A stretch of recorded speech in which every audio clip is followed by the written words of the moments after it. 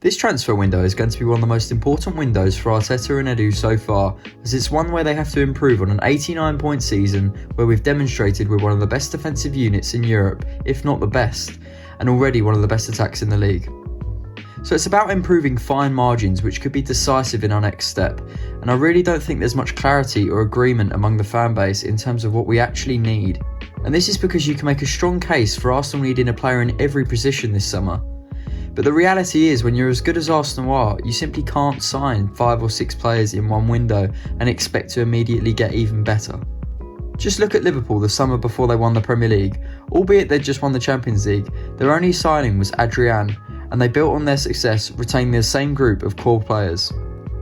Now, I don't think we're as flawless as that Liverpool side were, and there are still key areas that we need to address, but I think there needs to be a balance. 2 to 4 players, and of course a backup keeper, which I won't include, I think are necessary, and I think that it's important to remember that we have the returning Jurrien Timber, who will provide us with a profile we lacked last season in terms of ball carrying, underlaps and central progression from that left back, right back, or even at times in that midfield position. It's really frustrating to think about what Mikel had planned for Timber last season and how different we could have been as a side, but I do think it's going to be like a new signing in itself having him back next season. One area that I do think the whole fan base agrees on is the addition of a midfielder, and specifically a left central midfielder, to solve that lack of fluidity on the left hand side, which really stunted the form of Gabriel Martinelli, especially when comparing it to the season previous and the dynamic with Xhaka and Zinchenko. I also think that preparing for the void of Jorginho and Partey long term is imperative. A high volume touch midfielder who can receive and play those line breaking passes that Rice might not be able to is definitely important. Someone who can complement Rice and partner him so that we don't struggle in central progression as we did towards the start of last season. The standout profile is obviously Bruno Guimaraes, but should that prove difficult, I think we need that kind of Barella profile, someone who can help in all phases. If a left footer would help to improve the angles on our left hand side, then a profile similar to Paqueta could also strengthen us. They obviously need to be attainable, which Barella most definitely isn't, along with Paqueta for obvious reasons. There's been a lot of talk about Frenkie de Jong, but I'm not quite sure of the finances. Based on previous interest, you'd think someone like Douglas Luiz could be admired by Arteta for that position also. In terms of the attacking areas, it's difficult to weigh up our priorities, as a floor-raising centre forward to replace the potentially departing Eddie Nketiah would be beneficial to the squad.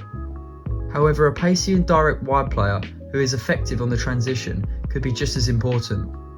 Unfortunately, it's very difficult to split the cost these days without finding yourself forking out near and around 100 million for these types of profiles. The centre forward position has recently received attention in the media with links to Benjamin Sesko, although I'm unsure of the reliability of the reports just yet. His €65 million release clause does look like value for money, with him having only just turned 21 and looking like a huge prospect with a great profile.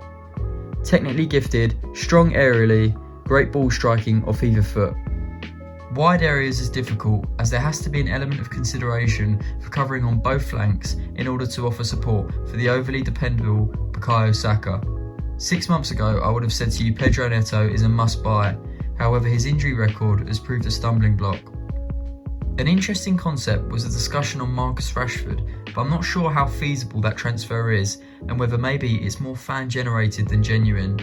The finances once more, along with the adversity surrounding the player, could prove difficult. But could you really see Arsenal fork out significant funds on Rashford without the unlikely departure of either Leandro Trossard or Gabriel Martinelli?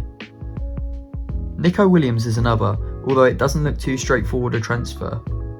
I really like a player with a profile with Antonio Nusa or Kvaratskhelia, so we'll see whether the club agree and look to add in that area or stick with Trossard, Martinelli and Saka, as I think they most likely will, with Martinelli featuring more off the right hand side next season as he did in the last couple games of last season. But a good thing about a player like Rashford is that he could kill 2 birds with 1 stone, as he does have the ability to fill in at centre forward and share the load with Kai Havertz next season.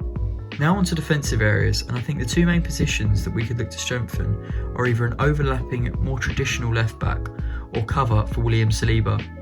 The club have reportedly been scouting Miguel Gutierrez of Girona for a long time, so I believe that this is definitely of interest to the club. However, sufficient cover for William Saliba in terms of a similar physical and technical profile is also important. Someone like Ousmane Diamonde, but someone willing to play second fiddle, as Kiwior was when he was signed. I'm actually quite surprised that Arsenal didn't try rival Chelsea or Newcastle for Tosin Adarabioyo as that kind of central centre-back profile, because I think on a free transfer it would have been a great market opportunity that we could have looked to exploit. Overall, it's going to be difficult for the club to find value in all of these areas, and I do expect the club to have to spend a big fee on one of these positions, but it's strange at this time of year to not really already have a concrete link, such as Declan Rice or Jesus in previous seasons, which makes me think one of two things.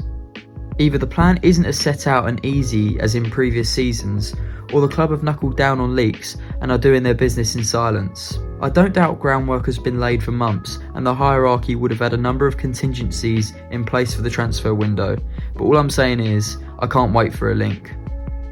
If you enjoyed the video, remember to like and subscribe, and I'll see you in the next one.